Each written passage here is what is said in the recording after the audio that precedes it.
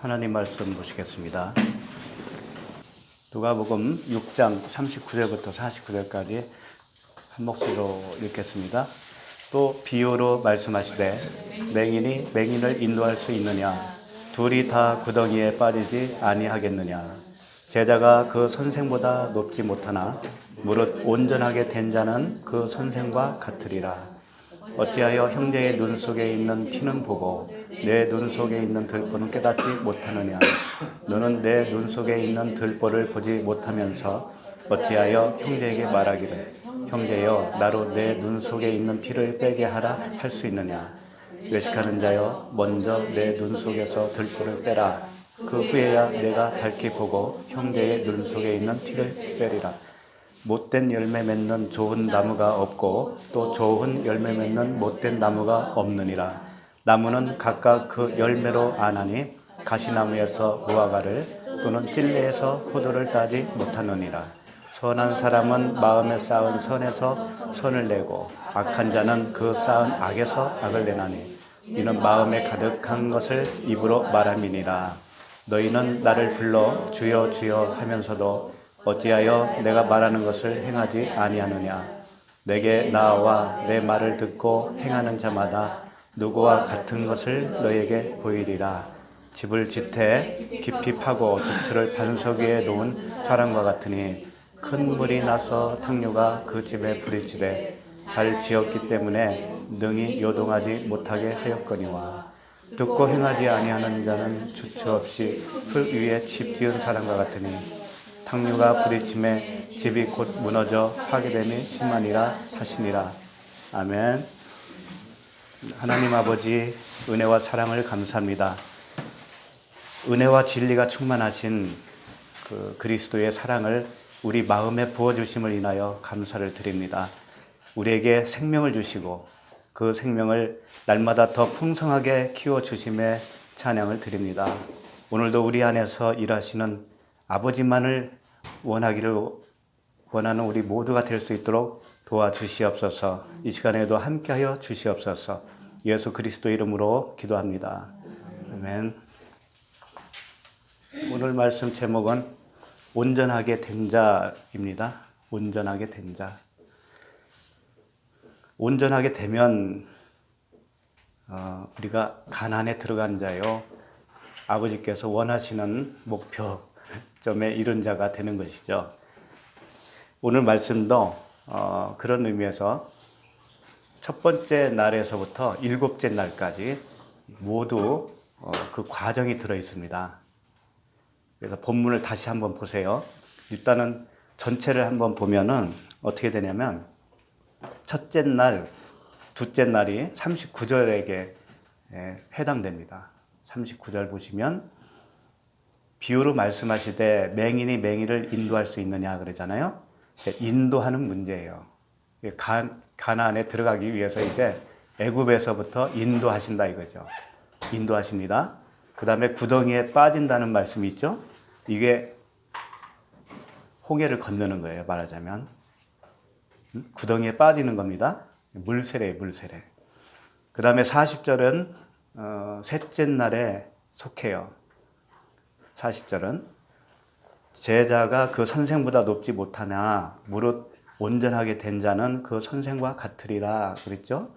이것은 아직 온전하게 된 것은 아니지만 어떤 미래에 이렇게 될 것 같은, 될 거라는 언약을 주신 거잖아요. 그렇죠? 셋째 날은 살아난 날인데 아직 온전치는 못하는 거죠. 선포해 주시는 거예요. 이게 셋째 날에 속한다 이거죠. 넷째 날부터는 이제 넷째 날은 광야 생활이 되는 거죠. 이게 41절, 42절에 속합니다. 그래서 넷째 날에는 광야 생활이기 때문에 눈으로 보는 말씀을 하는 거예요. 무엇을 보느냐 이거죠. 하나님을 볼 수 있느냐, 하나님을 못 보느냐, 이 안목의 정력에 대해서 말씀을 하고 있어요. 그 다음에 다섯째 날, 이것은 43절, 44절. 다섯째 날은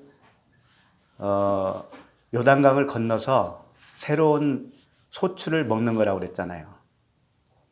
만나가 그치고 새로운 만나를 먹는 거죠. 하늘의 만나를. 그때 그래서 이 43절, 44절은 열매에 대해서 말씀을 하고 있어요. 나무의 열매, 못된 열매 또는 좋은 열매, 이 열매에 대해서 말씀을 하고 있는 거죠. 그 다음에 여섯째 날은 45, 46, 47절까지 여섯째 날에 사람을 지으셨잖아요. 그래서 여섯째 날 보면 45절에 선한 사람은 이렇게 시작이 되는 거죠. 선한 사람으로 지은 거예요. 이때 와서. 그래서 선한 사람에 대해서 말씀을 하고 있고요. 일곱째 날은 48절, 49절에 해당됩니다. 일곱째 날은 이제 가나안에 들어갔죠? 완성이죠. 이때는 집이 완성된 거죠. 그래서 집 이야기가 나와요. 성전 이야기가 나오는 거예요. 성전. 집을 짓되 깊이 파고 주추를 반석 위에 놓은 사람과 같으니 이렇게 나오잖아요. 예. 그래서 48절, 49절은 일곱째 날 이렇게 끝나요. 그리고 그 다음 이제 7장으로 넘어가잖아요. 그때부터는 이제 첫째 날부터 다시 시작하는 거예요. 그렇게 해서 계속 첫째 날부터 일곱째 날까지가 반복해서 돌아갑니다. 전체로 보면은 반복해서 돌아가는 게 수도 없이 많이 돌아가요. 그래서 이게 수레바퀴가 돌아가듯이 돌아가는 거죠. 이제 이 무지개 언약이라고 하는 말씀을 언급한 바는 있었지만은 이제 지금처럼 이게 구체적으로 요새 이제 시작을 한 거잖아요. 저도 알기는 알았지만 이게 발견됐지만 그래도 내 속에서 확신이 있게 이게 계속 되어져 나와야 되기 때문에 지금까지 참았던 거예요. 저도. 그래서 이제 앞으로는 요게 계속 적용이 될 겁니다. 그래서 여러분들도 성경을 읽을 때 이런 눈으로 이게 첫째 날에 속할까, 둘째 날에 속할까 이런 걸 잘 보시면서 성경을 읽어가면 더 유익할 겁니다. 왜 그러냐면 그런 방식으로 하나님이 써 주셨기 때문에 그 방식으로 읽는다는 것은 성령께서 의도하는 바를 더 정확히 알 수 있다 이거예요. 네, 그래서 유익한 거죠. 그러면 오늘 첫째 날부터 39절부터 다시 자세히 살펴보도록 하겠습니다. 39절 보면 또 비유로 말씀하시되 이렇게 시작을 하죠. 비유이기 때문에 맹인이라고 하는 것도 진짜 맹인이 아니죠. 이건 비유란 말이에요. 비유. 이게 사람 이야기가 아니라는 거예요. 사람 이야기로 비유를 하지만 실제 하나님께서 하시고자 하는 말씀은 따로 있다라는 거죠. 비유가 그런 거예요. 근데 성경 말씀이 전체가 다 그렇거든요, 사실은. 그래서 비유로 말씀하시되 맹인이 맹인을 인도할 수 있느냐? 둘이 다 구덩이에 빠지지 아니하겠느냐? 이 말씀을 우리가 인용을 많이 했죠, 그동안에. 어떤 교회는 그 인도자가 맹인이더라 이거죠. 그래서 그 성도들이, 원래 성도들은 맹인입니다. 양들이잖아요, 양들. 양은 맹인이에요, 원래. 그 맹인을 인도하는 그 목회자가 다 구렁텅이에 빠지게 하는 거 아니겠느냐, 이렇게 우리가 적용을 많이 했었죠. 뭐 그 적용도 사실 틀린 건 아닙니다. 그런 일들이 많이 벌어지니까. 그렇지만 주님이 하시고자 하는 말씀은 따로 있더라는 거죠. 왜 그러냐면 이게 첫째 날과 둘째 날이라고 하는 관점으로 볼 때는 다르게 보이는 거예요. 이게 애굽에서 빼내는 말씀이란 말이죠. 다시 말해서 맹인이 맹인을 인도한다라는 것은 인도하는 맹인과 인도받는 맹인이 있죠. 그렇잖아요? 그럼 인도하는 맹인은 누구고 인도받는 맹인은 누구냐 이거죠. 이게 이제 정확해져야 구덩이에 빠지는 것도 어떤 의미인지를 알 수가 있어요. 그러니까 언뜻 봐서는 절대 구덩이에 빠지면 안 되니까, 그렇죠? 그 인도하는 맹인을 만나면 안 되겠구나, 큰일 나겠구나, 이런 생각을 일단 하게 되죠. 그래서 좋은 교회를 찾아가야지, 복음을 전하는 교회를 찾아가야지, 거기까지는 좋죠. 근데 이 말씀은 일단 그런 말씀은 아니다 이거였죠. 그러니까 맹인이라고 했을 때 그 단어가 뭐라고 되어 있어요? 티플로스라고 되어 있을 거예요. 티플로스? 네, 티플로스. 이게 소경이라는 말씀이에요. 소경이 맞아요. 근데 티포라고 하는 단어에서 유래가 됐다고 합니다. 티포는 뭐냐면 자만, 교만, 뭐 그런 말씀이에요. 그런 뜻이에요. 그리고 연기로 이렇게 둘러싸였다, 이런 뜻이란 말이에요. 그러니까 이 맹인은 뭐냐면 보기는 보는 거예요. 보기는 봐요. 보기는 보는데 자만으로 꽉 차 있기 때문에 자만으로 보는 거예요. 교만이 꽉 차 있기 때문에 교만의 눈으로 보는 거죠. 보기는 보는 거예요, 소경이. 그리고 연기로 둘러싸여 있기 때문에 보기는 보는데 잘 못 보는 거죠. 이게 맹인이라는 겁니다. 그러니까 영적으로는 전혀 못 보고 있는데 자기는 보고 있다라고 생각하는 거예요. 이 맹인이. 자기 의로 충만한 상태가 맹인이에요. 그 다음에 구덩이가 뭐냐 이거죠. 보디노스 이렇게 되어 있죠. 보디노스. 구덩이, 도랑이라는 거예요. 도랑. 이 구덩이가 의미하는 바가 있습니다. 그것을 성경 말씀을 통해서 좀 봤으면 좋겠어요. 일단 마태복음 12장 11절로 가보겠습니다. 마태복음 12장 11절에 보면 예수께서 이르시되 너희 중에 어떤 사람이 양 한 마리가 있어 안식일에 구덩이에 빠졌으면 끌어내지 않겠느냐.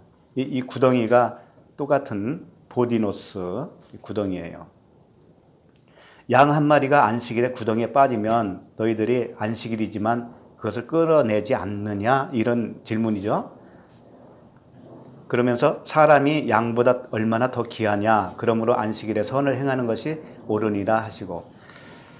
그러니까 주님이 지금 말씀하시고 싶은 게 무슨 말씀이냐면, 양이 이제 사람이 구덩이에 빠졌는데 안식일에는 어떤 일을 하는 것이냐, 이 구덩이에 빠진 사람을 끌어내고 구원하는 것이 안식일이다 이거예요. 안식일의 참 의미가 뭐냐? 생명을 살리는 것이다 이거죠. 그 말씀을 하고 계신 거예요. 그러니까 양이 뭐 중요하겠습니까? 양도 중요해서 너희들이 끌어내 살리지 않냐. 그런데 사람을 살리는 것에 대해서 안식일에 하는 것이 당연하지 않니? 이런 말씀이죠. 그러니까 안식일에도 사람을 살려야 된다라는 의미가 아니고 안식일에 사람을 살리는 거다 이거예요. 그러니까 결국은 무슨 말씀을 하고 싶은 거냐면 구덩이에 빠져야 된다는 거예요? 빠지지 말아야 된다는 거예요? 구덩이에 빠져야 구원할 수 있잖아요. 그렇죠? 그러니까 주님이 하고 싶은 말씀은 양이 구덩이에 빠졌을 때 끌어내는 것처럼 너희들이 구원받으려면 구덩이에 빠져야 되는 거야. 이런 말씀이에요. 그 말씀을 하신 거예요. 그 13절에 보면 이에 그 사람에게 이르시되 손을 내밀라 하시니 그가 내밀매 다른 손과 같이 회복되어 성하더라. 손 마른 자를 고쳐준 거거든요. 안식일에 고쳐주셨죠. 그와 같이 사람을 고쳐주면 그게 안식일이 되는 거예요. 그 자체가 안식이다 이거죠. 그러려면 당연히 어디에 빠져야 되는 거예요? 우리로서는 구덩이에 빠져야 되는 거죠. 왜? 구덩이 빠지면 살려달라고 하잖아요. 안 빠지면 살려달라고 해야 안 해요? 안 하죠. 예. 그러면 오늘 누가복음의 말씀에 맹인이 맹인을 인도하면 같이 구덩이에 빠진다고 그러죠. 빠져야 된다는 거예요. 절대 빠지면 안 되니까 너희들 조심해라 이런 말씀이 아니라는 거예요. 구덩이에 빠져야 돼, 빠져야. 빠져봐야 바닥을 쳐야 살려달라고 한다고요. 바닥을 쳐야. 바닥을 치지 않으면 절대 그 소리가 안 나와요. 내가 잘 가고 있는 줄 안다고요. 그런데 이 구덩이에 빠졌다라고 표현을 했는데 누가복음 14장 5절에 가면 우물에 빠진 그 비유를 들어요. 여기서는 누가복음 14장 5절을 보면 또 그들에게 이르시되 너희 중에 누가 그 아들이나 소가 우물에 빠졌으면 안식일에라도 곧 끌어내지 않겠느냐 하시니 이렇게 말씀을 하셔요. 우물은 프레아르라고 하는 단어인데 아까는 구덩이, 여기서는 우물이에요. 우물. 그러니까 결국 무슨 말씀을 하고 계시냐, 우물은 물이 있는 곳이잖아요. 진리예요. 진리. 구덩이에 빠졌다라는 것은 사실상 진리 안에 들어온 자만 구덩이에 빠진 거예요. 진리 안에 들어오지 않으면 내가 죄인이라는 걸 몰라요. 진리 안에 들어오기 이전에는 내가 잘못 가는 길인 줄 몰라요. 그러니까 구덩이에 빠졌다라는 것은, 우물에 빠졌다라는 것은 진리 안에 들어온 자예요. 진리 안에 들어온 자. 맹인이 맹인을 인도하는데 아무나 구덩이에 빠지는 게 아닙니다. 그 중에 빠지는 자가 생기는 거예요. 그 중에. 그 자만 구원받는 거예요. 그 말씀을 하시는 것이죠. 그리고 마태복음 15장 12절을 가볼까요? 마태복음 15장 12절에서는 이에 제자들이 나와 이르되 바리새인들이 이 말씀을 듣고 걸림이 된 줄 아시나이까? 여기서 바리새인들이 나오죠. 13절 예수께서 대답하여 이르시되 심은 것마다 내 하늘 아버지께서 심으시지 않은 것은 뽑힐 것이니 그냥 두라. 그들은 맹인이 되어 맹인을 인도하는 자로다. 누가 맹인을 인도하는 자라는 거예요? 바리새인들. 바리새인들이 맹인이 되어 맹인을 인도하는 자로다. 만일 맹인이 맹인을 인도하면 둘이 다 구덩이에 빠지리라 하시니. 이 병행 구절이죠. 누가복음과. 그러니까 여기서 이 말씀을 보면 그 맹인을 인도하는 맹인이 누구냐면 바리새인이라는 거예요. 바리새인. 바리새인은 율법의 대명사죠. 그러니까 결국은 이건 사람 이야기가 아니라 사람 이야기 이전에 무엇을 말씀하고 있냐면 말씀을 말씀하고 있어요. 말씀. 어떤 말씀일까요? 맹인은 율법이에요. 율법. 율법의 말씀이 맹인된 우리들을 인도한다 이겁니다. 그래서 결국은 율법의 기능이 뭐예요? 끝에 가서 벼랑으로 밀어내치잖아요. 죄를 깨닫게 한다. 죄를 깨닫게 하는 시점이 언제냐면 구덩이에 빠지는 시점이에요. 근데 끝까지 구덩이에 안 빠지는 사람도 있어요. 그것은 살려달라고 하지 못하는 사람이죠. 병든 자가 안 되는 거죠. 그러니까 건강한 자예요. 건강한 자에게는 의원이 쓸데없으니까 그 사람은 구원도 못 받죠. 그런 말씀입니다.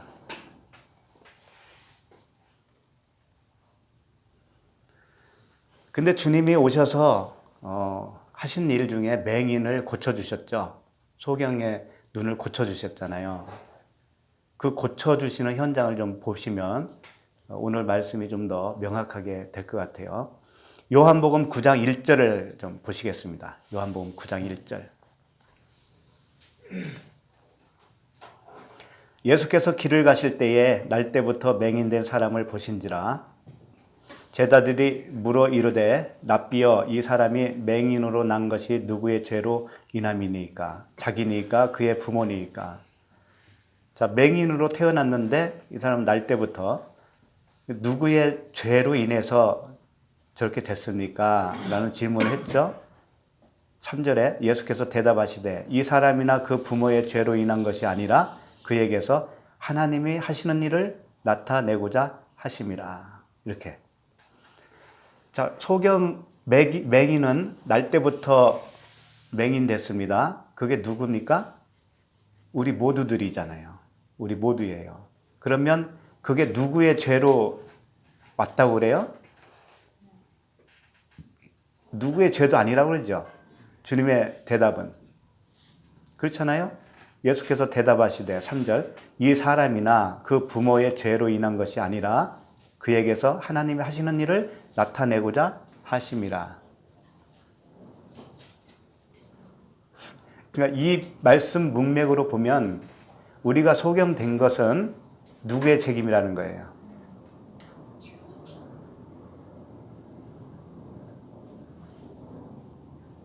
하나님이잖아요. 그렇죠? 네, 소경이 뭐 날 때부터 소경됐잖아요. 그러니까 이 원죄라고 하는 거 있잖아요. 원죄. 그게 성립이 안 되는 겁니다. 아담의 죄 때문에 원죄를 가지고 태어난다라고 교리상 그렇잖아요. 교리상. 그 교리가 맞다고 생각하세요? 태어나면서 죄인으로 태어나잖아요. 그게 아담과 하와가 범죄했기 때문에 우리도 죄인으로 태어난다. 이게 뭐예요? 원죄설이잖아요. 원죄론. 그게 맞다고 생각하시냐고요. 오늘 말씀 보세요. 그 사람이나 그 부모의 죄로 인한 것이 아니라고 그랬잖아요. 근데 다만 그렇게 한 이유는, 그렇게 소경으로 태어나게 한 이유는 뭐라는 거예요? 하나님이 하시는 일을 나타내고자 하심이라. 여기에 원인이 있다고요. 여기에. 그러니까 우리가 죄라고 하는 것은 뭐냐면 소경이라는 의미인데 이 죄인이 된 것조차도 어디서 근거가 됐냐면 하나님으로부터 온 거예요. 그러니까 한 사람으로 인해서 세상에 죄가 들어오고 이 말씀 들어보셨죠? 그럼 그 한 사람이 누굽니까? 아담이라고 생각하시잖아요. 근데 아담은 누구의 모형이라고 그랬죠? 그리스도의 모형, 그리스도의 표상이라. 그러니까 결국은 예수 그리스도로 인해서 세상에 죄가 왔다라는 거예요. 이 말씀은 뭐냐면 원래 우리가 소경이었는데 소경인 줄 알게 해주는 분이 누구라는 거예요? 예수 그리스도. 내가 소경인 줄 모르면 소경이 아닙니다. 내가 소경인 줄 알 때 비로소 소경이 된 거예요. 성경은 항상 그렇게 가는 거예요. 그래서 그분 때문에 죄인이 됐다라는 것은 감사할 일이죠. 왜? 죄인이 되어야 구원받을 수 있으니까. 그렇잖아요. 그러니까 이 소경이 날 때부터 소경이 됐다라는 것은 그 사람의 죄가 아니라는 거고요. 부모의 죄도 아니고 누구의 죄도 아니에요. 죄가 아니라고요. 그것은. 다만 구원받기 위하여 잠시 동안 소경되어 있었던 거죠. 그래서 하나님의 일을 나타내는 데에 목표가 있는 거죠. 자, 4절, 요한복음 9장 4절이에요. 때가 아직 낮음에 나를 보내신 이의 일을 우리가 하여야 하리라. 밤이 오리니 그때는 아무도 일할 수 없느니라. 내가 세상에 있는 동안에는 세상의 빛이로라. 이 말씀을 하시고 땅에 침을 뱉어 진흙을 이겨 그의 눈에 바르시고 이르시되 실로암 못에 가서 씻으라 하시니, 실로암은 번역하면 보냄을 받았다는 뜻이라. 이에 가서 씻고 밝은 눈으로 왔더라. 이렇게 되어 있어요. 이 구원의 여정을 여기서 계속 말씀을 하고 계신 거예요. 근데 여기서 이제 침을 뱉는다는 말씀이 나오잖아요. 침을 뱉어서 진흙을 이겨 그의 눈에 발라주셨단 말이에요. 그러고 나서 실로암에 가서 씻어라. 그렇게 하고 나니까 밝은 눈으로 왔다 이겁니다. 그럼 우리의 구원도 똑같은 방법으로 하시는 거예요. 침을 뱉는다는 그 의미가 뭘까요? 흙에다가 침뱉음. 일단 침뱉음은 좋아 보이지는 않잖아요. 그렇죠? 흙에다가 침을 뱉었다는 것은 소경된 자가 흙이에요. 사실은 우리가 아담을 뭘로 만들었다고 그래요? 흙으로 사람을 만들었다고 그랬잖아요. 그와 같이 그 소경된 자를 다시 만드는 하나님의 어떤 퍼포먼스라고 보면 되죠. 그럼 침은 뭐냐면은 이거예요. 예수님에게서 나온 것은 다 진리예요. 침이든 뭐든 말씀이든 뭐든 그분에게서 나오면 다 진리입니다.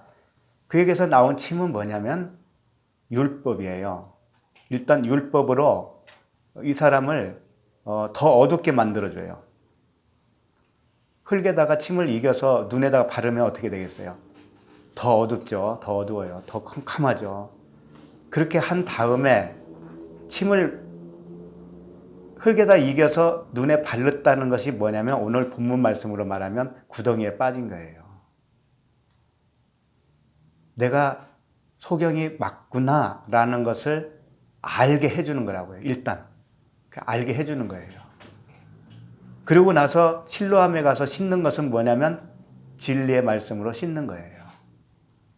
보냄을 받은 자. 보냄을 받은 자가 누구예요? 성령이시잖아요. 성령. 그 성령으로 씻는 겁니다. 그래서 사도 바울이 예수님을 만났잖아요. 만났을 때 3일간 눈이 멀었습니다. 더 컴컴했죠. 그렇죠? 더 컴컴했어요.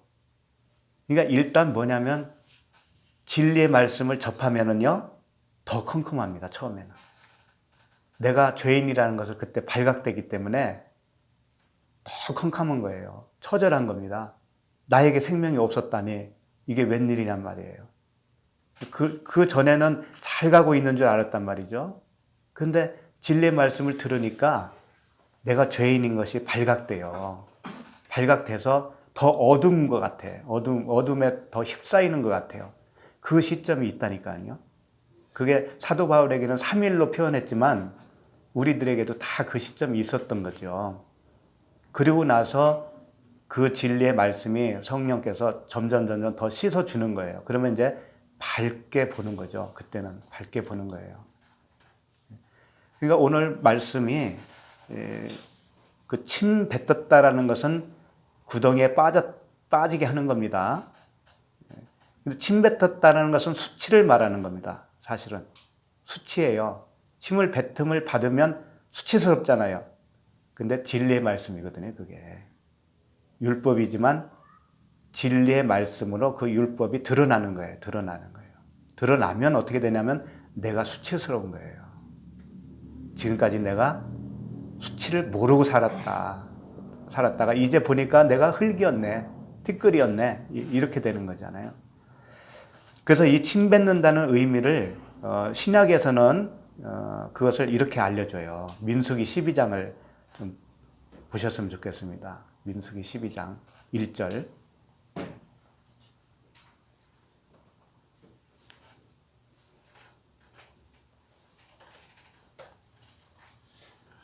민수기 12장 1절 보시면 모세가 구스 여자를 취하였더니 그 구스 여자를 취하였으므로 미리암과 아론이 모세를 비방하니라. 이렇게 시작을 합니다. 모세가 구스 여자를 아내로 얻었습니다. 그랬더니 그 누님이죠, 미리암과 형제 아론이 모세를 비방했어요. 왜 비방했을까요? 이방 여인을 아내로 맞이했으니까. 근데 모세의 아내가 원래 있었어요. 십보라라고 하는 아내가 있었어요. 그러니까 십보라가 아마 죽은 이후에 아내를 새로 맞이한 것 같아요.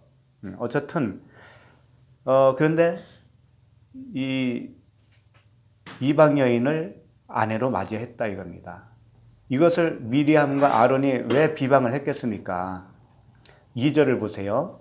그들이 이르되 여호와께서 모세와만 말씀하셨느냐 우리와도 말씀하지 아니하셨느냐 하며 여호와께서 이 말을 들으셨더라. 그러니까 모세와 미리암이 뭐라고 지금 말을 하고 있냐면 모세에만 하나님이 말씀하셨겠냐 우리하고도 말씀을 나누지 않았었니 그동안 그러니 우리 생각도 맞을 거 아니냐 이렇게 한 거예요.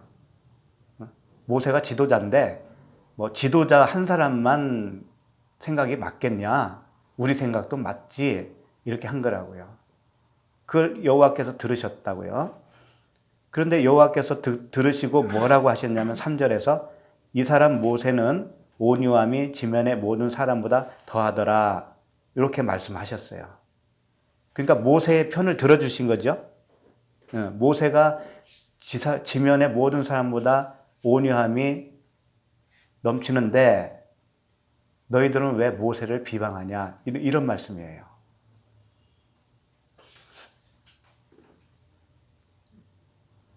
그러니까 여호와께서 이제 너희들이 생각이 왜 틀린가 이것을 가르쳐 주는 거예요. 이제 4절 보시면 여호와께서 갑자기 모세와 아론과 미리암에게 이르시되 너희 세 사람은 회막으로 나아오라 하시니 그 세 사람이 나아가매. 이제 하나님이 가르쳐 주시는 거죠. 누구의 생각이 옳은가를 가르쳐 주시는 거예요. 5절 여호와께서 구름 기둥 가운데로부터 강림하사 장막문에 서시고 아론과 미리암을 부르시는지라 그 두 사람이 나아가매.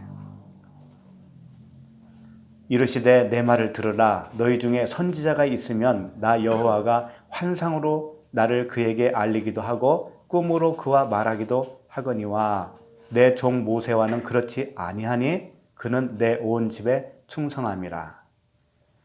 자, 선지자라고 하면 하나님이 얼마든지 환상으로도 보여주시고 만나주시고 그에게 꿈으로도 말씀하신다 이겁니다.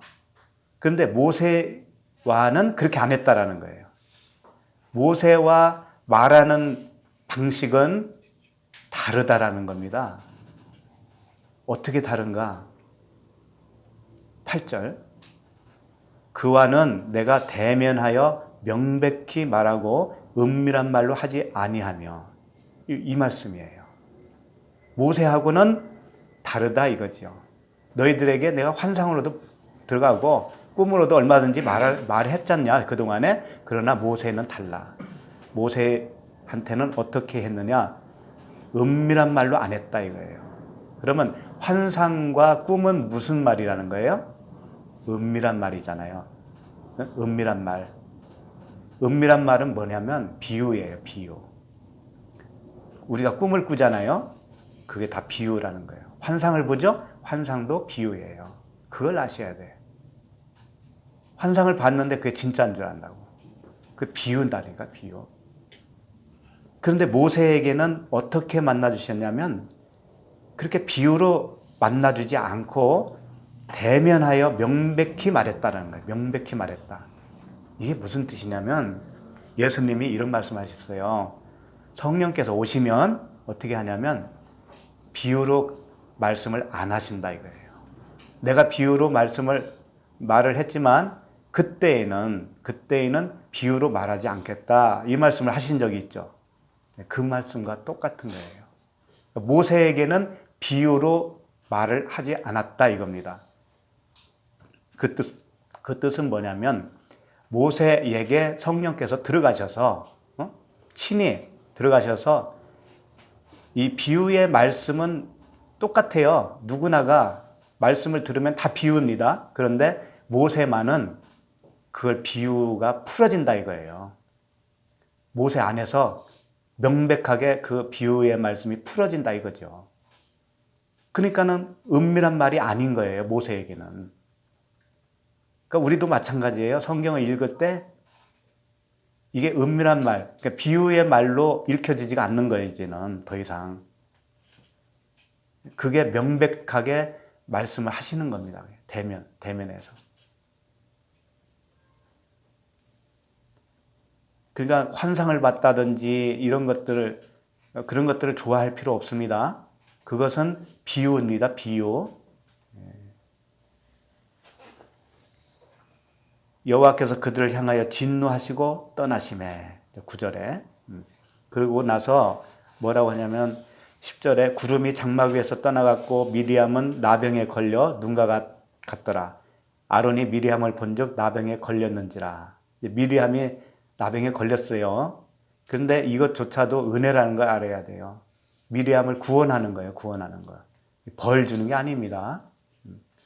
너 잘못했으니까 너 벌 받아 이런 게 아니에요. 다 구원하는 말씀이에요.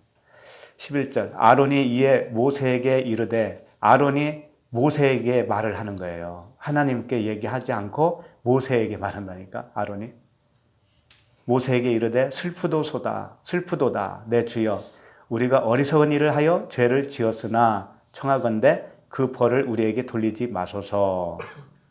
12절 그가 살이 반이나 썩어 모태로부터 죽어서 나온 자같이 되지 않게 하소서. 13절 모세가 여호와께 부르짖어 이르되 아론은 모세에게 말했고 모세는 여호와께 부르짖는 거예요. 이르되 하나님이여 원하건대 그를 고쳐 주옵소서. 여호와께서 모세에게 이르시되 그의 아버지가 그의 얼굴에 침을 뱉었을지라도 그가 이랫동안 부끄러워하지 않겠느냐. 여기서 침 뱉는 말씀이 여기서 나온 거예요. 이 말씀을 보려고 여기까지 온 거죠. 그러니까 아버지가 그 잘못한 자식에게 침을 뱉는 일이 있는 거죠. 그것은 무엇을 상징하고 있냐면 아들이 잘못한 거에 대해서 수치를 주는 거예요. 수치감을 주는 거예요. 우리도 마찬가지입니다. 하나님 아버지가 나를 수치를 주셔요. 나를 수치를 줄 때 그것이 나를 사랑해서예요. 나를 사랑하기 때문에 수치감을 느끼게 하시는 겁니다.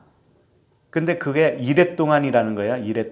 이랫동안 부끄러워하지 않겠느냐. 그런즉 그를 진영 밖에 이랫동안 가두고 그 후에 돌아오게 할지니라 하시니 미리암을 진영 밖으로 보내라는 거죠. 그리고 나서 돌아오게 하라는 거예요. 돌아오면 나병이 고침을 받는 거죠. 이랫동안. 이게 무슨 말씀이냐면 소경을 예수님이 침 뱉어서 고치는 모습과 똑같은 겁니다. 이랫동안이라는 것은 말씀을 다 배우는 기간이에요. 실로암에서 물로 씻는다는 의미는 실로암이라고 하는 진리의 물에 씻는 거예요. 이랫동안. 그렇게 하고 나면 고침을 받는 거죠. 그 말씀을 해주시는 거예요. 그러니까 우리가 소경이 고침을 받으려면 반드시 침 뱉음을 받아야 되고, 그리고 나서 실로암 물, 그 진리의 물로 다시 씻음을 받아야 되는 것이죠. 그러니까 오늘 누가복음으로 다시 돌아가면은 이제 그 말씀을 이해할 수가 있어요. 누가복음 6장 39절로 다시 돌아가겠습니다.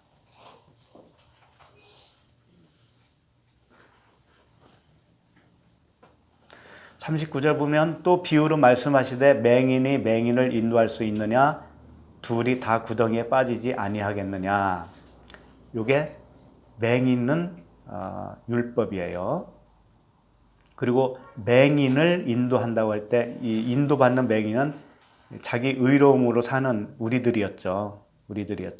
그렇게 인도해서 구덩이에 빠져요. 물 세례를 받는다 이거죠. 홍해를 걷는다 이거죠. 그렇게 빠지게 해서 살려달라고 외치잖아요. 우리를 살려주세요. 그럴 때 구원해 주신다. 이런 말씀이 여기에 숨겨져 있습니다.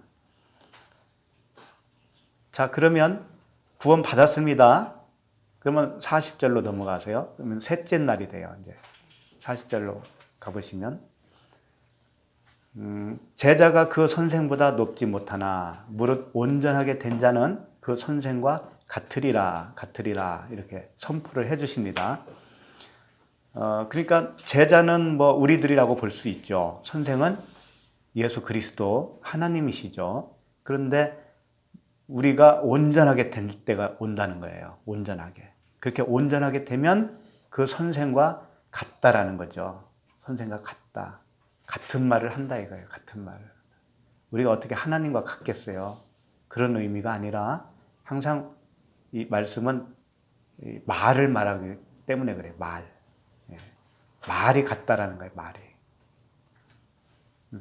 그래서 에베소서 4장 13절에 보시면 우리가 다 하나님의 아들을 믿는 것과 아는 일에 하나가 되어 온전한 사람을 이루어 그리스도의 장성한 분량이 충만한 데까지 이르리니 분명히 그리스도의 장성한 분량이 충만한 데까지 이른다는 거예요. 그런데 하나님의 아들을 믿는 것과 아는 일에 하나가 되을 때 그렇게 된다는 거죠. 믿는 것과 아는 것이 하나가 될 때 이게 온전함이라는 거죠. 처음에는 우리가 신앙생활 첫걸음 할 때는 그냥 내 믿음인지 하나님의 믿음인지는 모르지만 좌우지간 믿어요. 믿죠? 안 믿었습니까? 믿잖아요. 믿고 알지는 못해. 알지는 못하는데 하여튼 열심히 해요. 좌우지간. 열심히 한다고 물불 안 가리고. 그런데 그때는 아는 것은 아니었어요. 안다라고 하는 것은 동침한다라는 의미거든요. 동침해서 하는 거예요. 그래서 그건 세월이 필요한 거예요. 세월이 필요한 거라고요. 경험적으로 알아야 되기 때문에 우리의 삶 속에서 경험으로 말씀과 함께 알아지는 거예요. 그렇게 될 때 온전함이 된다 이거죠.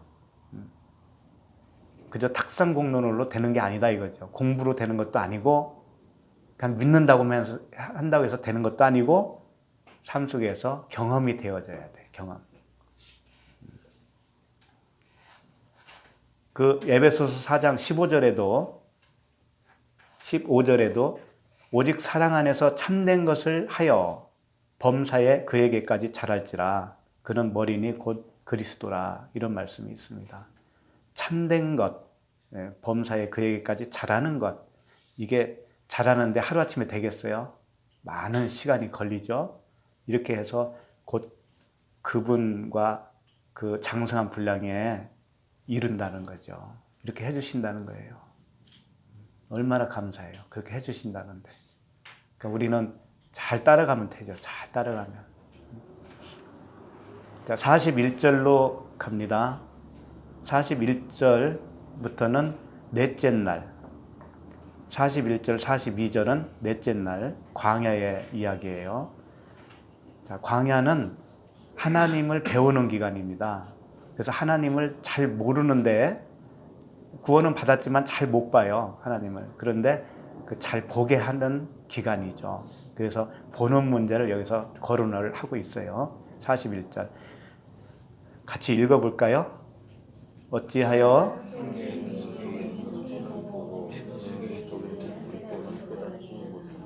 네. 자, 형제의 눈 속에 있는 티는 보는데 네 눈 속에 있는 들보는 왜 깨닫지 못하느냐 이거죠. 자, 그러면 형제에 있는 티를 본다는 것은 내 눈에 뭐가 있다라는 거예요? 들보가 있다라는 거잖아요. 그러면 내 눈에 들보가 빠지면 어떻게 될까요? 형제의 눈 속에 있는 티가 어떻게 될까요? 티도 없어요. 형제 눈에 원래 티가 없었어요. 없었는데 내 눈에 들보가 있기 때문에 티가 있는 것처럼 보일 뿐이에요. 이게 무슨 말씀이냐? 이 형제라고 했을 때 아델포스가 단수로 돼 있죠? 단수. 투, 아델푸 이렇게 되어 있어요. 호라고 하는 전치사가 있죠? 그래서 그 형제는 단 한 사람이에요. 예수 그리스도예요.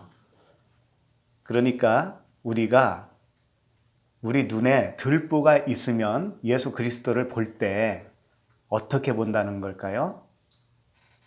티가 있다라고 보는 거예요.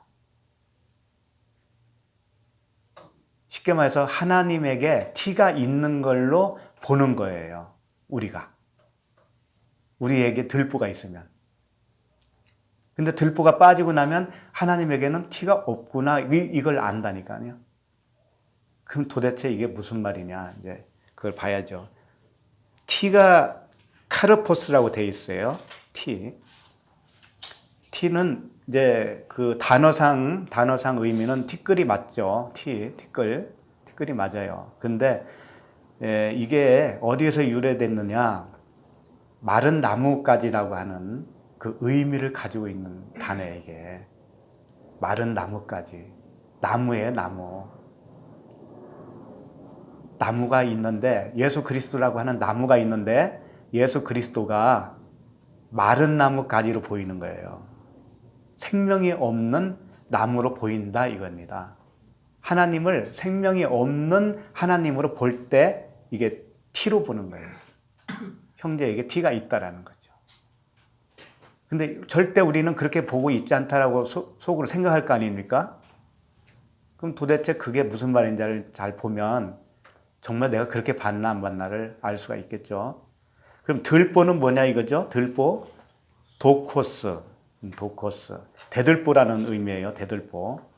이 대들보는 어떤 역할을 합니까? 집에서. 대들보가 없으면 집이 무너지잖아요. 대들보는 그 집을 지탱하고 있는 어떤 존재잖아요. 그래서 이 대들보가 우리 안에 있다라는 거죠. 그럼 나를 지탱하는 대들보가 뭐겠어요? 나를 지탱하고 있는 대들보. 그렇지, 자기의예요. 자기의이고 하나님의 말씀을 들었어도 율법으로 들은 상태예요. 이 상태가 이제 우리의 첫 상태잖아요. 옛사람이지요. 그 상태가 들보라는 것인데 이 도코스라고 하는 들보, 이 도코스가 데코마이라고 하는 단어에서 왔다고 해요. 데코마이는 뭐냐면 이 받아들였다라는 의미예요. 받아들였다. 그러니까 우리가 하나님의 말씀을 받아들였어요. 무엇로 받아들였냐면 대들보로 받아들인 거예요. 들보로 받아들인 거예요.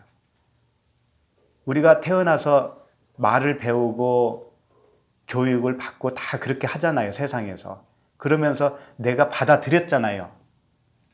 세상 가치관을 받아들이고 교회 와서 하나님의 말씀을 받아들였는데 이게 다 들보였다라는 거죠.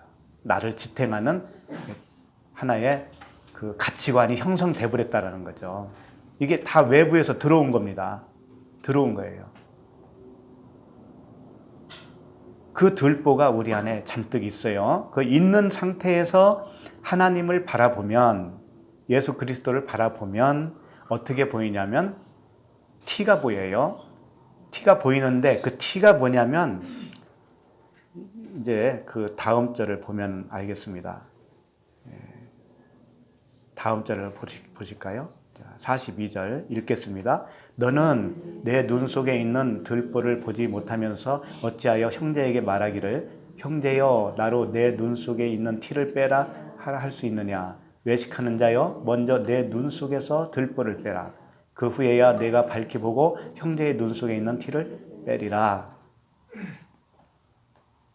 이게 이제 문제는 뭐냐면 형제 속에 티가 있는 것처럼 보는 내 눈이 들보가 있는 눈이에요. 그러면 그 티가 무엇으로 봤기 때문에 티냐 이거예요. 형제가 티를 빼달라고 요구하고 있죠. 형제가 내가 들보가 있는 상태에서 형제를 보면 형제가 티가 보여요. 그러면 형제가 내 티 좀 빼달라고 요청하는 것과도 같은 거잖아요. 내가 발견했는데 그거 빼줘야 되잖아요. 그러니까 형제가 나한테 요구하는 것으로 보는 거예요. 무엇을 요구할까요? 뭔가를 요구하는 거예요. 행위를 요구하는 것처럼 보인다 이거예요. 율법은 뭘 요구하죠? 행위를 요구하죠. 육체의 법이잖아요. 율법은. 그러니까 그 티는 뭐냐면 율법이에요. 다른 게 아니에요. 그러니까 내가 들보라고 하는 내가 율법으로 지어졌으면 들보라는 율법을 들보가 돼 있으면 내가 보는 하나님의 말씀이 율법으로 보인다 이거예요. 그러면 율법으로 본다라는 의미는 뭐냐면 하나님이 나에게 뭔가를 요구하고 있는 것으로 착각을 한다 이거죠.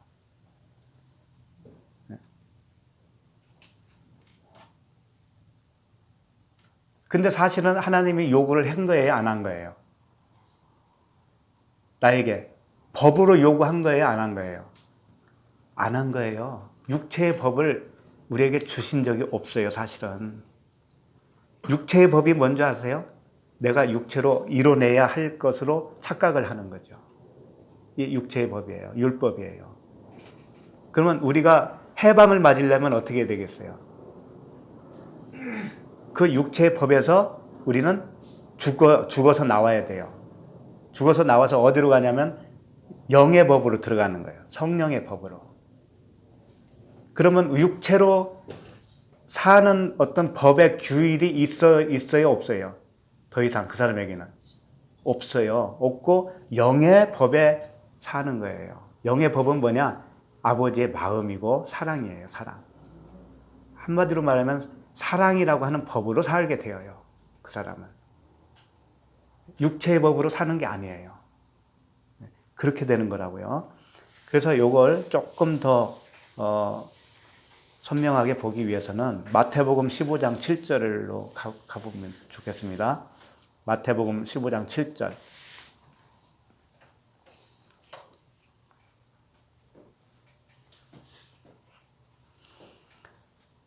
마태복음 15장 7절.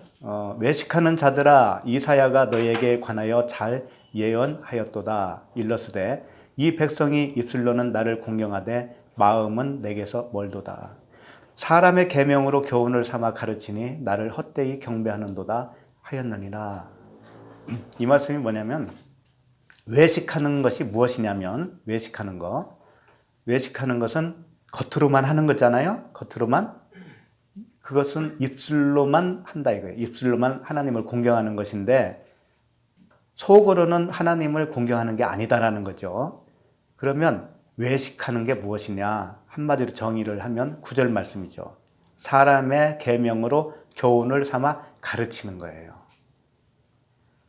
하나님의 말씀은 영입니다. 영. 이 영의 말씀을 사람의 계명으로 교훈을 삼아 가르친다 이거죠. 이렇게 되면 사람이 윤리 도덕의 교육이 되어지는 거예요. 무슨 말씀인지 알겠죠? 윤리 도덕을 가르치는 하나님의 말씀처럼 되어지는 거예요. 그러면 그것은 외식이라는 거예요. 외식. 그게 외식이라는 거예요. 그러면 들보가 뭐냐면 이 외식이 들보예요. 다시 누가복음으로 돌아오세요. 6장 42절을 보면 가운데 보면 내 눈 속에 있는 티를 빼게 하라 할 수 있느냐 하면서 외식하는 자여 이렇게 나오죠. 이 외식하는 자여 먼저 내 눈 속에서 들보를 빼라 이거죠. 그러니까 들보가 있다라는 건 뭐냐면 내가 외식하고 있는 자다 이런 뜻입니다. 그럼 외식이 뭐냐? 하나님의 말씀을 사람의 교훈으로 내가 알고 있다 이거예요. 사람의 교훈으로 알고 있는 것이 외식이고 그게 들보다 이겁니다. 그러면 사람의 교훈이라고 하는 그 들보가 빠지면 어떻게 되냐면 이 사람의 교훈으로 준 말씀이 아니기 때문에 이건 영으로 준 거잖아요. 그러면 내가 하나님을 볼 때 영으로 보게 돼요. 사람의 교훈을 요구하는 하나님으로 보지 않는다고요. 그러니까 형제에게서 티를 봤다는 건 뭐냐면 하나님이 마치 나를 사람의 교훈으로 뭔가를 요구한 것처럼 봤다라는 거죠. 이게 티란 말이에요. 형제에게 있는 티.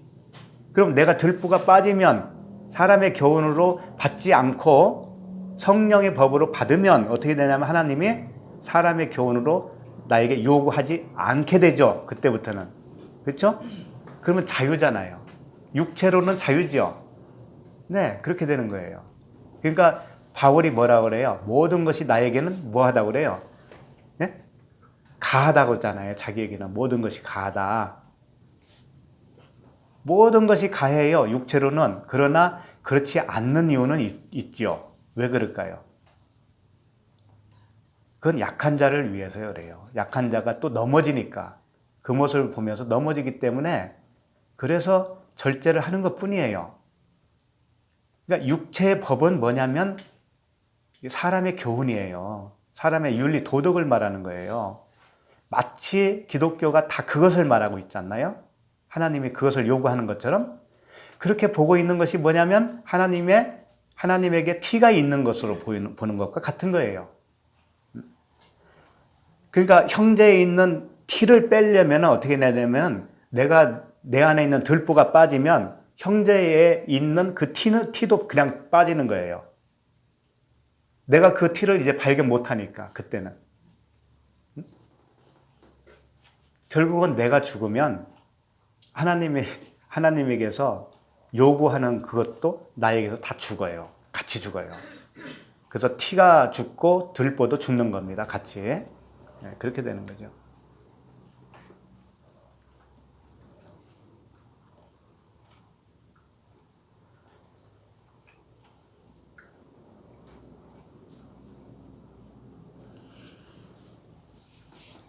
그러니까 형제의 눈 속에 있는 티를 뺀다라고 하는 관점만 본다면 이렇게 되는 거죠.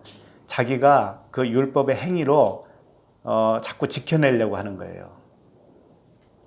왜냐하면 사람의 교훈으로 나에게 요구를 하니까 그렇게 보이니까 그것을 자꾸 내가 행위로 이뤄내야 되잖아요. 이뤄내면 형제에 있는 티눈을 빼는 것처럼 보이는 거예요. 그런데 결코 그렇게 해서 되는 게 아니고 결국은 뭐냐면 이게 나무로 항상 표현했잖아요. 티도 나무였고 들보도 나무였잖아요.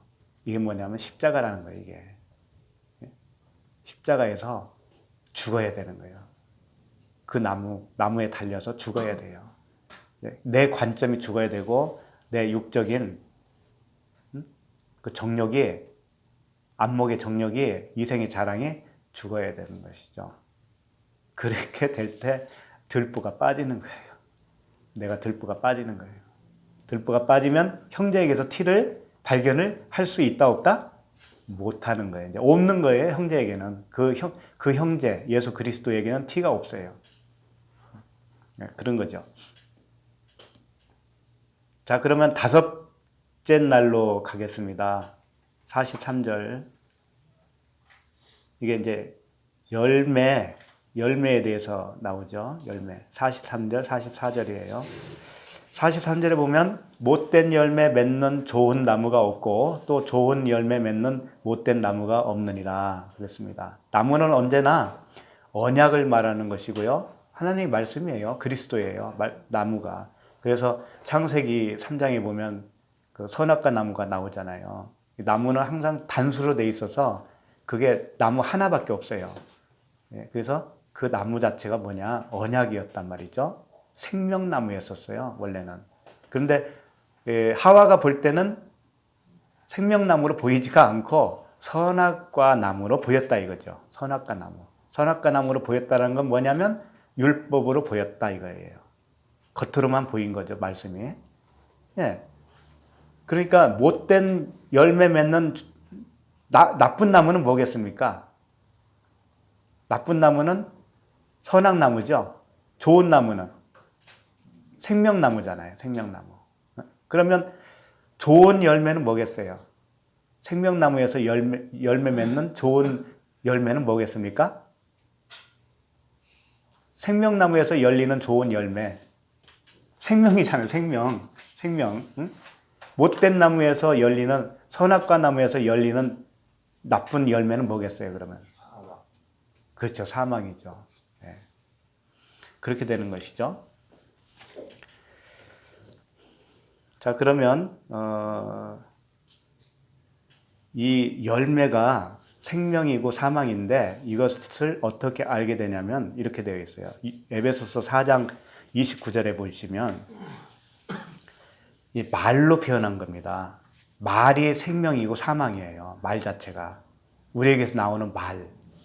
에베소서 4장 29절에 보면 무릇 더러운 말은 이렇게 나오죠. 이 더럽다라고 하는 단어가 사프로스인데 아까 그 누가복음에서 못된 열매가 사프로스예요.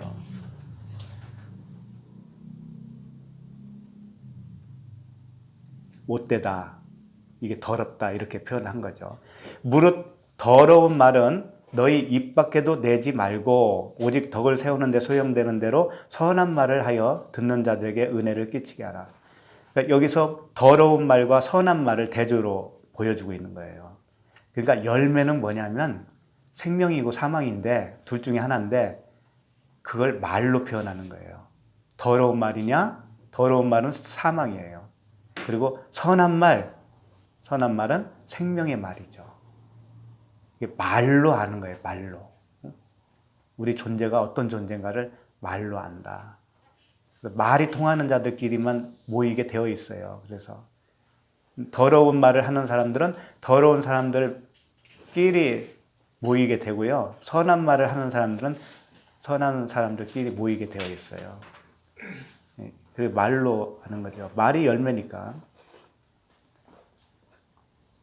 자, 그렇게 되어 있고 다섯 번째 날 계속 이어서 44절로 갑니다.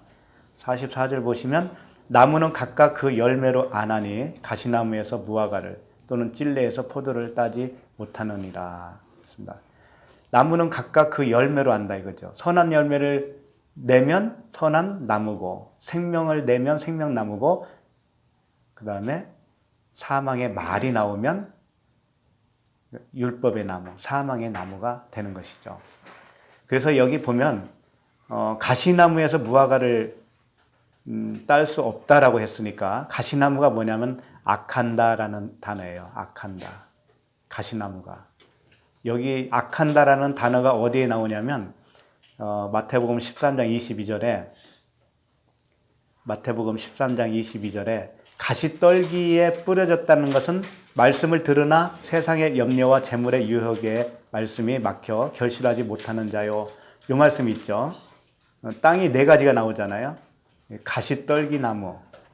가시떨기에 뿌려졌다라는 것은 뭐냐면 세상의 염려와 재물의 유혹에 말씀이 막혀서 결실을 하지 못한다 이거예요. 가시나무는 뭐냐면은 세상의 염려, 재물의 유혹이에요. 세상의 염려와 재물의 유혹은 왜 일어나느냐면 자기 의로 살기 때문에 그래요. 자기 의로. 하나님의 의로 살면 이게 걱정이 있을까요? 없을까요? 없어져요. 이게 없어져요. 근데 자기가 자기의 주인이기 때문에 염려와 근심이 생기는 거 아니겠어요? 예, 그것이 결실하지 못하게 한다 이거죠. 그래서 가시떨기나무, 이게 가시나무예요. 가시나무. 가시나무에서 무화과를 딸 수가 없죠. 그 다음에 찔레에서 포도를 따지 못한다는 말씀이 있죠. 누가복음에 지금. 그럼 찔레가 뭐냐면 찔레는 바토스예요. 바토스. 가시덤불이라고 할 수가 있고요. 출애굽기에서 가시나무 떨기. 모세가 가시나무 떨기에서 그 불이 붙었는데 타지 않는 불을 봤잖아요. 그걸 말씀하고 있어요. 그 부분을 마가복음 12장 26절에서 말씀하셨어요. 마가복음 12장 26절. 마가복음 12장 26절에 보면 죽은 자가 살아난다는 것을 말할진대 너희가 모세의 책 중 가시나무 떨기에 관한 글에 하나님께서 모세에게 이르시되 나는 아브라함의 하나님이요 이삭의 하나님이요 야곱의 하나님이로다 하신 말씀을 읽어보지 못하였느냐. 하나님은 죽은 자의 하나님이 아니요 산 자의 하나님이라 너희가 크게 오해하였도다 하시니라. 죽은 자의 하나님이 아니라 산 자의 하나님이라는 건 뭐냐면 행위 언약의 하나님이 아니라 은혜 언약의 하나님이다 이거예요. 아브라함과 이삭과 야곱은 은혜 언약 안에 태어난 사람이고 은혜 언약 안에서 죽은 사람이죠. 그래서 이것을 산자의 하나님이다 이거예요. 산자의 하나님. 은혜 언약에서만 산다 이거죠. 그러니까 떨기나무에 관한 글, 이것은 출애굽기에 나오는 모세가 떨기나무에서 그 불을 봤을 때 그 말씀을 해주신 겁니다. 그때 그 떨기나무가 찔레라는 거죠. 찔레, 바토스, 가시덤불인데 찔레. 그래서 떨기나무는 사실 말씀이에요. 율법이에요. 율법인데 거기에 떨기나무에 성령의 불이 붙어야 돼요. 성령의 불이 붙어야 그 말씀이 온전한 그리스도의 말씀이 되는 거예요. 가시덤불만 있으면 그건 겉에 표면적인 그 율법에 그치는 거죠. 그 말씀에는 생명이 없다 이겁니다. 그 하나님은 산자의 하나님이 아닌 거예요. 그 말씀을 해주고 싶은 거죠. 그래서 찔레에서 포도를 따지 못한다라는 것은 포도는 그리스도잖아요. 생명이죠. 그래서 생명을 딸 수가 없다. 율법에서는 그 생명을 딸 수가 없다. 이 말씀을 해주신 겁니다. 그리고 주님이 십자가에 박히기 전에 그 잡히셔가지고 신문을 당했잖아요. 그때 이런 말씀을 해요. 그 가시관을 엮어서 가시관을 엮잖아요. 그래서 머리에다가 씌워주시죠. 예수님 머리에다가. 이 가시관이 뭐냐면 그 가시나무라는 거예요. 찔레라는 거예요. 그것을 엮어서 머리에 씌우고 갈대를 그 오른손에 들려줬어요. 갈대. 이게 마태복음 27장 29절에 나와요. 언젠가도 말씀드린 적이 있는데 이게 지금 세상 임금을 만드는 겁니다. 예수님을 세상 임금으로 만들어 주시는 거예요. 그래서 세상 임금, 우리가 세상 임금이니까 우리 세상 임금이 되어서 그분이 죽어 주시는 거죠. 마태복음 27장 29절에 보면 가시관을 엮어 그 머리에 씌우고 갈대를 그 오른손에 들리고 그 앞에서 무릎을 꿇고 희롱하여 이르되 유대인의 왕이여 평안할지어다 하며 이렇게 되어 있죠. 유대인의 왕, 표면적인 유대인의 왕이 되어서 세상 임금이 되어서 그분이 죽어주시는 거예요. 오른손에 갈대를 쥐어줬다는 것은 그 왕권을 준 거예요. 왕권. 갈대가 지팡이죠. 지팡이, 갈대 지팡이. 이게 율법이라고 하는 지팡이에요. 그것을 가지고 세상 임금이 되는 겁니다. 이렇게 상징적으로 보여주시는 거죠. 그게 다 우리였었다는 거예요. 우리가 그랬다는 거죠. 자, 그 다음에 이제 45절로 가겠습니다. 45절. 이 여섯째 날이에요. 이제 거의 다 갔습니다. 여섯째 날에 45절에서 47절까지인데, 이생의 자랑이 다 죽는 겁니다. 이제 여섯째 날에. 45절. 선한 사람은 마음에 쌓은 선에서 선을 내고 악한 자는 그 쌓은 악에서 악을 내나니 이는 마음에 가득한 것을 입으로 말함이니라. 결국은 여기서 입에서 나오는 말이 중요하다는 것을 여기서 또 한번 말씀해 주셔요. 근데 선한 사람은 마음에 선한 것을 쌓았다 이겁니다. 이 쌓았다라는 단어가 뭐냐면 데사우로스예요. 데사우로스. 저축한다는 의미죠. 그런데 이 데사우로스는 보배합이라고도 해요. 보배합. 보물, 보배합. 그래서 마태복음 2장 11절에 보면 동방박사가 나타나죠. 동방박사가 예수님께 와가지고 예물을 드립니다. 그 부분이에요. 마태복음 2장 11절. 집에 들어가 아기와 그의 어머니 마리아가 함께 있는 것을 보고 엎드려 아기께 경배하고 보배 합을 열어. 이 보배 합이 뭐냐면 데사우로스라는 거예요. 쌓았다라는 단어와 같은 거예요. 보배 합을 열어서 황금과 유황과 몰약을 예물로 드렸다 이겁니다. 그러니까 보배 합에 이 세 가지가 들어있는 거죠. 황금과 유황과 몰약. 그러니까 선한 사람이 마음에 쌓았다라는 선은 뭐냐면 이 보배합이 있다라는 거예요. 보물을 쌓았다 이거예요. 보물을. 우리가 성령의 전이잖아요. 성령의 전. 그게 보배합이죠. 그 보배합 속에 뭐가 들어있느냐? 황금과 유황과 몰약이 들어있어요. 그러면 그 보배합을 가진 우리가 우리 입에서 나오는 말이 어떤 말이 나와야 되냐? 황금과 유황과 몰약이 나와야 된다 이거죠. 이게 선한 사람이에요. 이게. 이때가 6일째 되어서 정말로 사람이 된 거예요. 정말로. 그럼 우리 입에서 황금과 유황과 몰약이 나와야 되는 거죠. 그럼 황금과 유황과 몰약이 뭘까요? 황금은 뭘까요? 상징이니까 다. 황금도 금 같은 말씀이고 왕 같은 제사장 하잖아요. 왕. 우리를 왕 같은 제사장 할 때 왕이에요. 왕.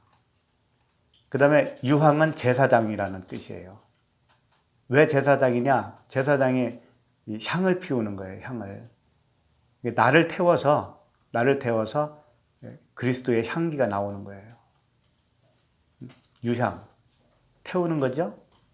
그 다음에 몰약은 뭐냐면 썩지 않게 바르는 약이죠. 시체에 바르는 거예요. 그러니까 이것은 이 시체를 살려내는, 생명을 살려내는 말씀을 의미합니다. 그러니까 황금, 유향, 몰약은 전부 다 말씀을 말하고 있어요. 말씀이에요. 말씀 자체. 우리가 왕 같은 존재요, 제사장이요, 그 다음에 뭐예요? 왕 같은 제사장, 소유된 백성이니 또 뭐 있어요? 베드로전서 2장 9절. 한번 외워보세요.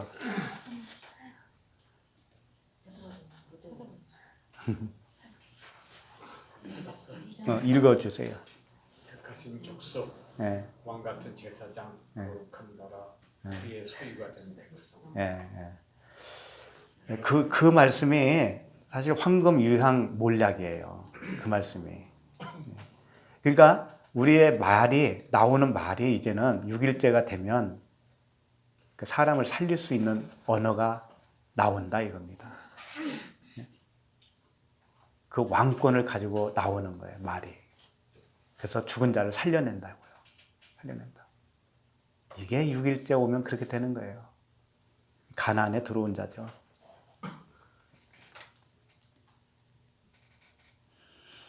자, 그러면 그 다음 절까지 가야죠. 46절 보면 너희는 나를 불러 주여 주여 하면서도 어찌하여 내가 말하는 것을 행하지 아니하느냐 이렇게 되어 있는데 이게 무슨 뜻이냐면 주여 주여 하면서 어찌 말하는 것을 행하지 아니하느냐 이거 마치 우리가 뭔가를 행해야 될 것처럼 말씀을 하지만 그런 말씀이 아니죠. 이 행한다라고 하는 것은 포이에오잖아요.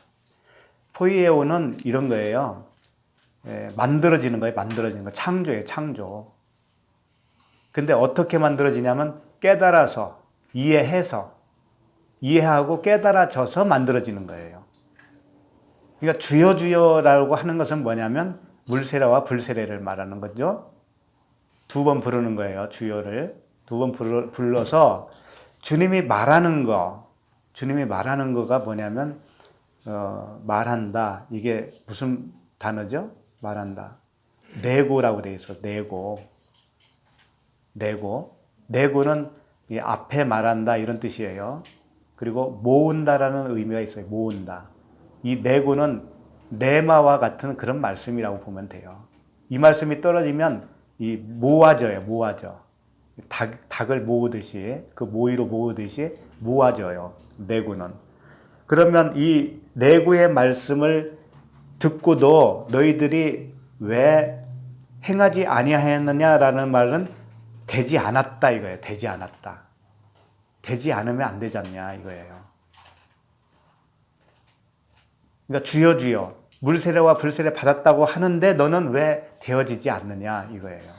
되어지지 않으면 안 됐다는 거예요. 잘못 들었다는 거예요. 잘못 들었다.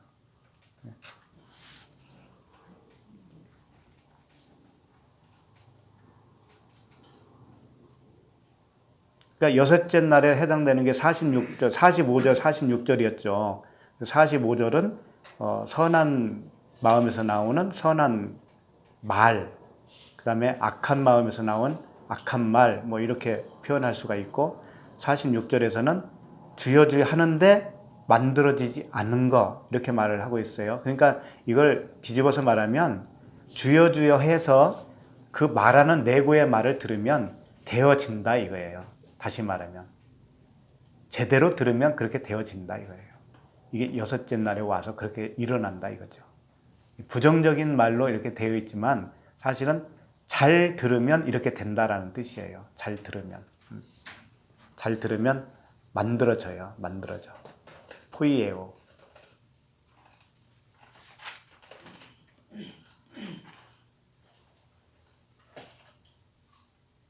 그 다음에 여섯째 날 끝에 47절.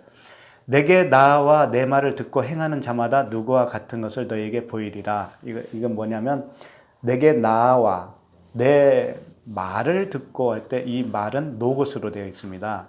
노고스를 잘 들으면 듣고 행하는 자, 이것도 포이에오예요. 노고스인데 그 말씀을 잘 들으면 내 말로 들릴 거야 이런 뜻이겠죠. 그렇게 해서 지어진다 이거, 지어진다 이거예요. 그러면 누구와 같은 것을 너에게 보이리라라고 하는 것은 뭐냐면 선한 자로 지어졌든지 악한 자로 지어졌든지를 내가 보여주겠다 이거예요. 당연히 여기는 가나안에 들어온 자이기 때문에 잘 듣게 되어지고요. 잘 만들어져 있는 상태예요.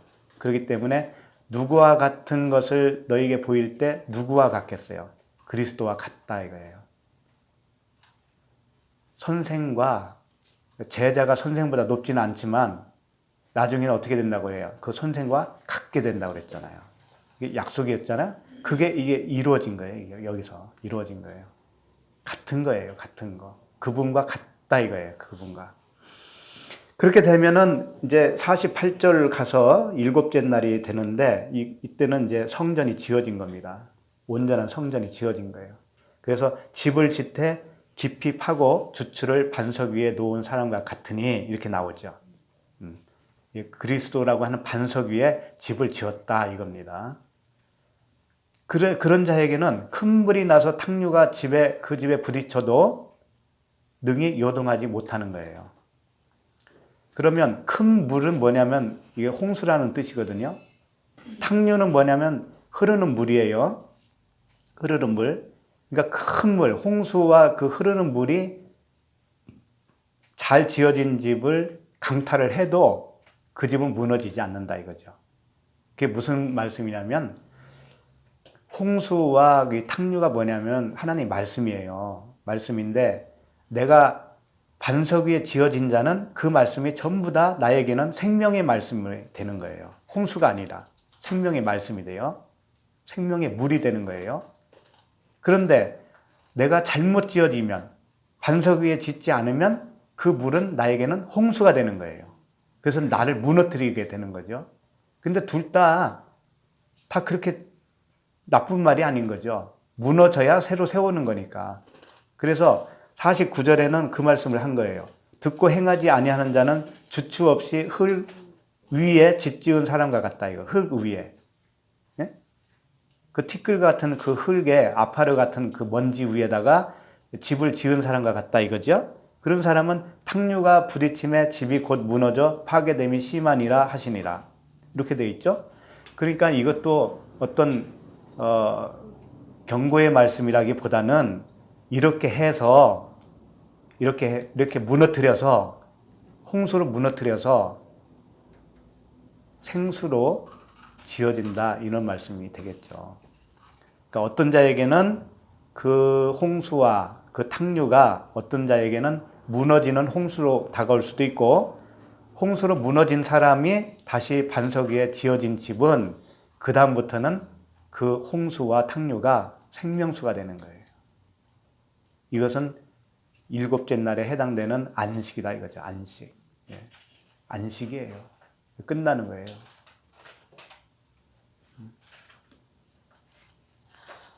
어떤 자에게는 홍수, 어떤 자에게는 생수가 됩니다. 그 물은. 근데 우리에게 처음에는 다 홍수였어요. 홍수를 해서 우리를 무너뜨리잖아요. 무너뜨려요. 그러고 나서 반석 위에 집을 지은 다음에는 그 물, 그 홍수와 같은 물이 이제는 생명수가 돼요. 전부 다 흐르는 생명수. 그래서 그 모든 생명수를 먹고 그 생명수로 흐르는 그런 존재가 그리스도와 하나가 되는 그런 사람이 되기를 원합니다. 기도하겠습니다. 하나님 아버지, 은혜를 감사합니다. 맹인이 맹인을 인도하여서 구덩이에 빠진다고 하는 그 말씀을 시작해서 반석 위에 집을 짓는 이 복된 말씀으로 끝을 맺어주시니 감사합니다. 우리들을 그렇게 처음에 애굽에서 불러주셔서 광야를 지나서 가나안까지 오게 하는 그 여정 가운데에 주님이 끊임없이 쉬지 않고 역사하셔서 오늘날 우리에게 큰 은혜의 사람이 되게 해주셨습니다. 우리에게서 나오는 말마다 사람을 살릴 수 있는 말이 되게 하여 주시옵소서. 황금과 유향과 몰약이 될 수 있도록 도와주시옵소서. 예수 그리스도의 이름으로 기도합니다. 아멘.